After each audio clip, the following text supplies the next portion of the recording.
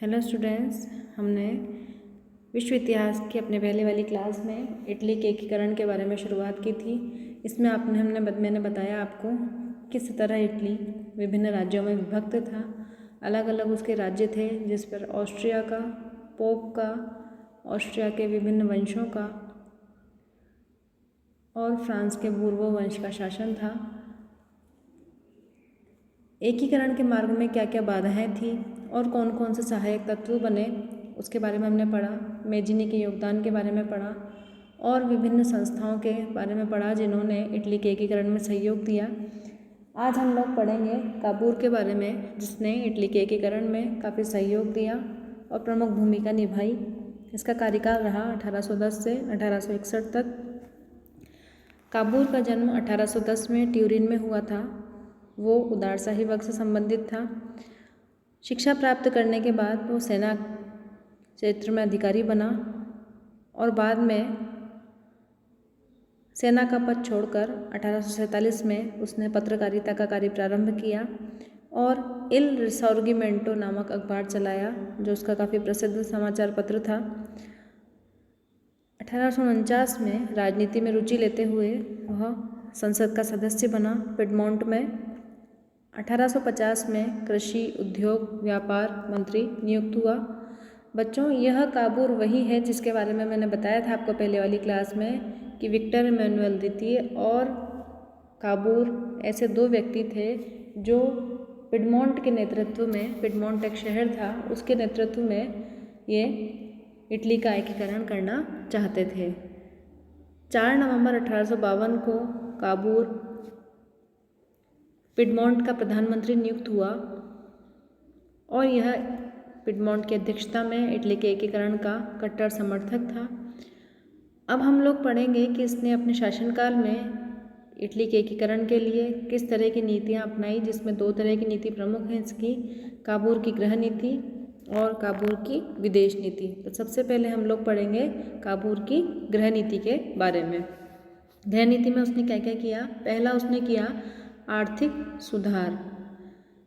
इसमें उसने औद्योगिक क्रांति को संरक्षण दिया, अन्य देशों के साथ व्यापारिक संधियां कायम करी, यातायात के साधनों में सुधार किए, समान कर व्यवस्था लागू की, पिडमोंट के राजस्व में विभिन्न प्रकार से राजस्व में वृद्धि करी। सैन्य सुधार में 90,000 सैनिकों की अनुशासित सेना और संगठित सेना का उसने गठन किया। सेना को सुदृढ़ बनाने के लिए नौसैनिक बेड़ा भी तैयार किया।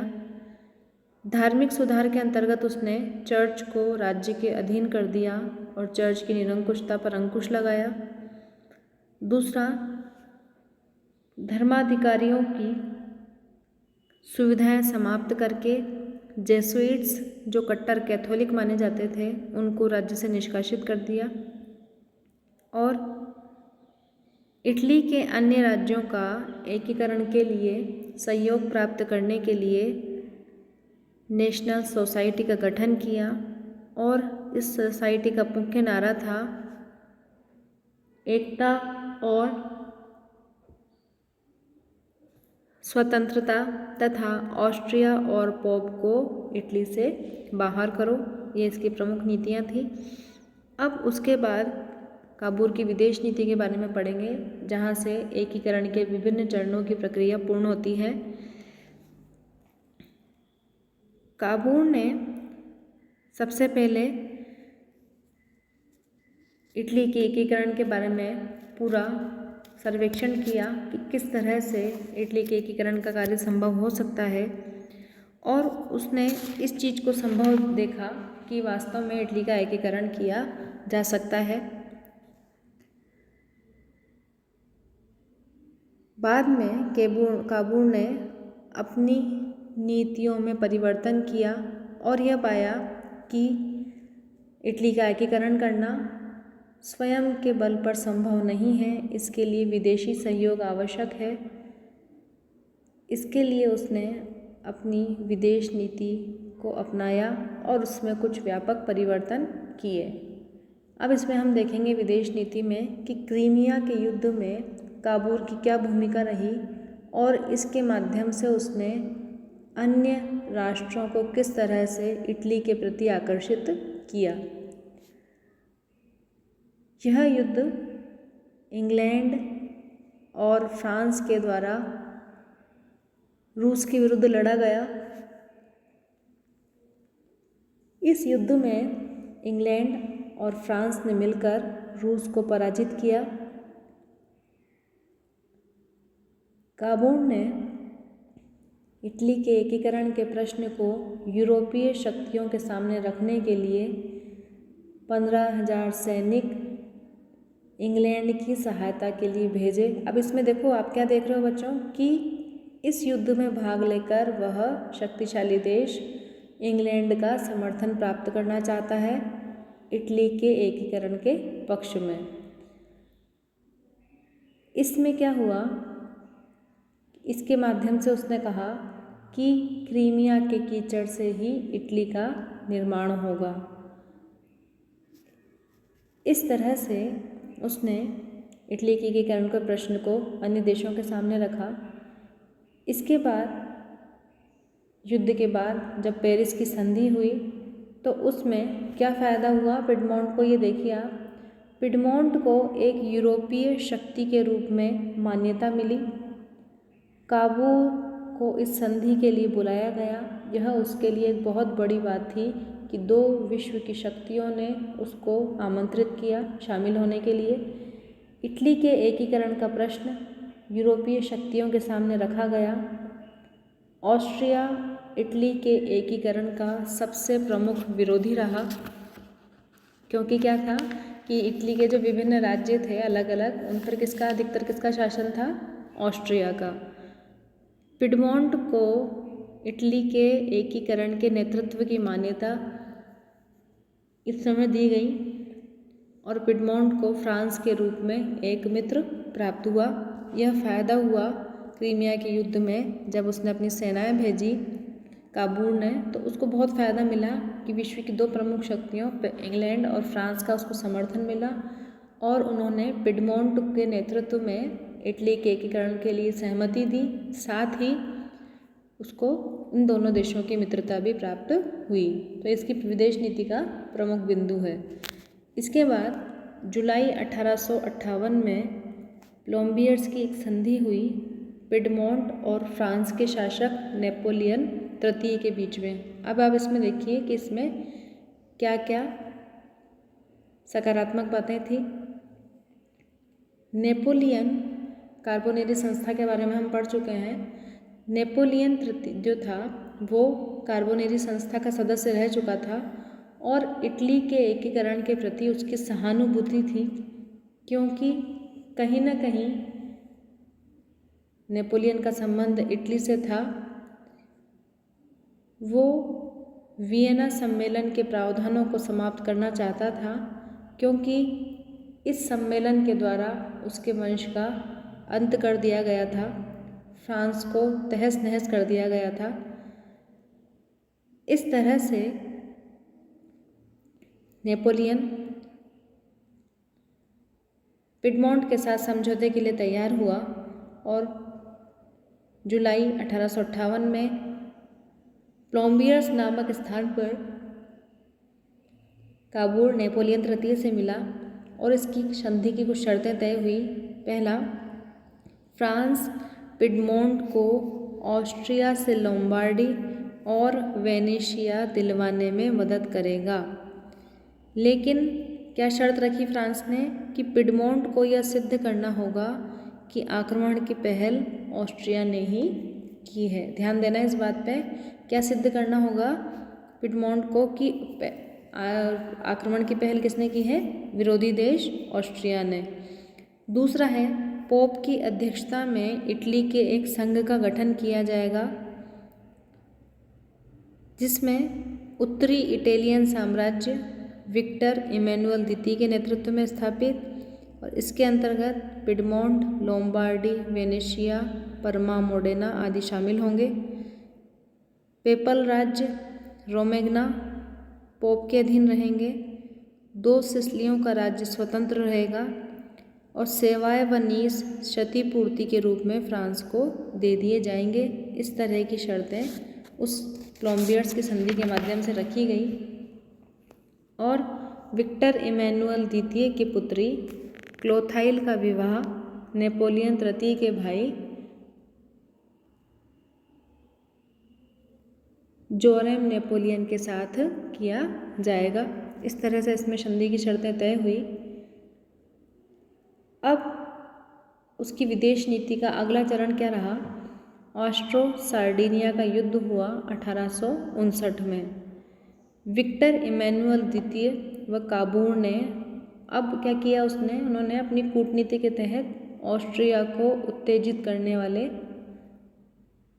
भाषण देना शुरू किया, क्योंकि फ्रांस ने क्या कहा था कि आपको यह पहल करनी है। कि पहल किसने की? आपको यह कार्य करना है कि पहल ऑस्ट्रिया ने की है। तो उन दोनों ने क्या किया कि ऑस्ट्रिया को भड़काने वाले भाषण देना शुरू कर दिया। पिडमोंट ने अपनी सेना लोम्बार्डी की सीमा पर भेज दी। ऑस्ट्रिया ने जवाबी कार्यवाही करते हुए सीमा पर अपनी सेना तैनात कर दी, मतलब दोनों पक्षों की सेनाएं तैनात हो गई। इस तरह से क्या हुआ? दोनों देशों के मध्य युद्ध का वातावरण बन गया। इसी बीच रूस ने फ्रांस को सुझाव दिया कि इस विवाद को सुलझाने के लिए एक अंतर्राष्ट्रीय सम्मेलन बुलाया जाना चाहिए। ऑस्ट्रिया ने इस सम्मेलन बुलाने की मांग कही, पर उसने ये शर्त रखी कि इसमें पिडमोंट को आमंत्रित ना किया जाए। इस बात से काबूल काफ़ी परेशान हुआ और जब ऑस्ट्रिया ने कि पिडमोंट सीमा से अपनी सेनाएं हटा ले, तो इंग्लैंड ने सुझाव दिया कि सम्मेलन में पिडमोंट को आमंत्रित किया जाए, परंतु पिडमोंट को सेना हटा लेनी चाहिए। इधर दूसरी ओर ऑस्ट्रिया ने पिडमोंट को सेना हटाने के लिए अब 3 दिन का समय दे दिया कि आपके पास 3 दिन का समय है। तो काबूल ने सीमा से सेना हटाने से मना कर दिया और 3 दिन होने के बाद 19 अप्रैल 1859 को ऑस्ट्रिया ने पिडमोंट पर आक्रमण कर दिया। उसको 3 दिन का अल्टीमेटम दिया पिडमोंट को। जब उसने बात नहीं मानी तो उसके ऊपर आक्रमण कर दिया।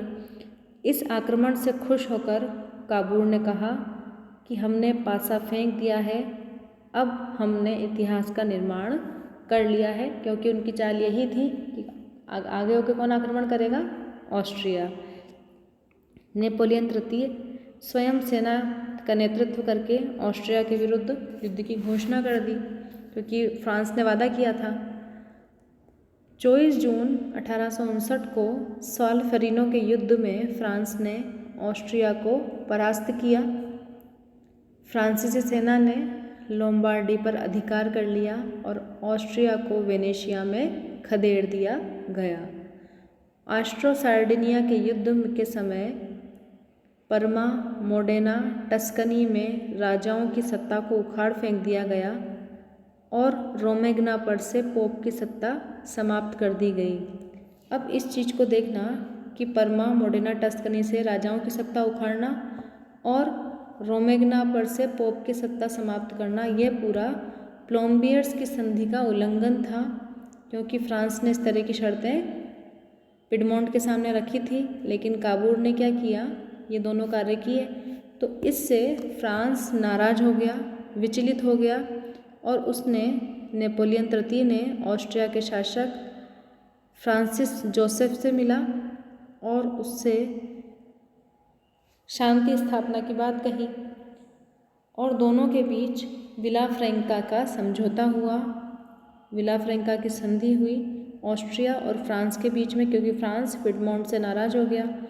11 जुलाई 1859 को इस संधि के अनुसार पोप की अध्यक्षता में इटली का संघ स्थापित किया जाए।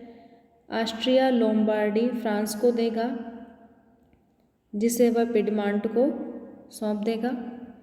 वेनेशिया ऑस्ट्रिया के पास ही रहेगा। उत्तरी इटली के राज्यों परमा, मोडेना, टस्कनी में राजाओं की सत्ता को पुनः स्थापित किया जाएगा। फ्रांस का यह कार्य पिडमोंट के लिए काफ़ी आघात था।